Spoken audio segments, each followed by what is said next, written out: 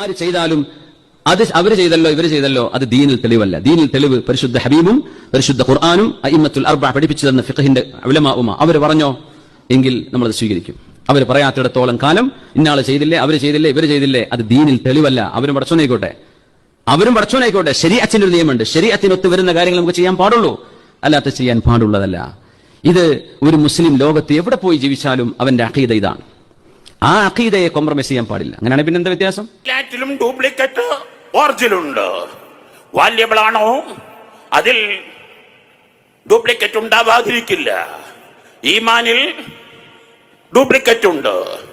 ആ ഡ്യൂപ്ലിക്കേറ്റും ഒറിജിനലും തിരിച്ചറിയാനുള്ള മാനദണ്ഡം ഖുർആൻ പറയുന്നു.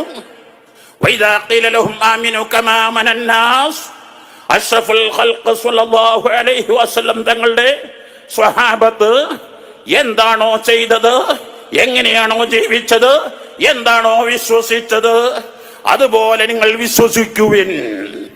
ഇതാണ് യഥാർത്ഥ ദീനുൽ ഇസ്ലാം. കർമ്മങ്ങളിൽ റസൂലുള്ളാഹി സ്വല്ലല്ലാഹു അലൈഹി വസല്ലമ തങ്ങളെ പിന്തുടർന്നുകൊണ്ടല്ലേ ജീവിതത്തിൽ കൊണ്ടുവരേണ്ടത്.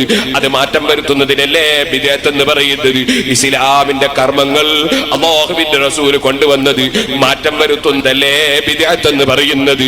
മൻ അഹദസ ഫീ അംരിനാ ഹാദാ മാ ലൈസ മിൻഹു ഫഹുവ റദ്ദ്.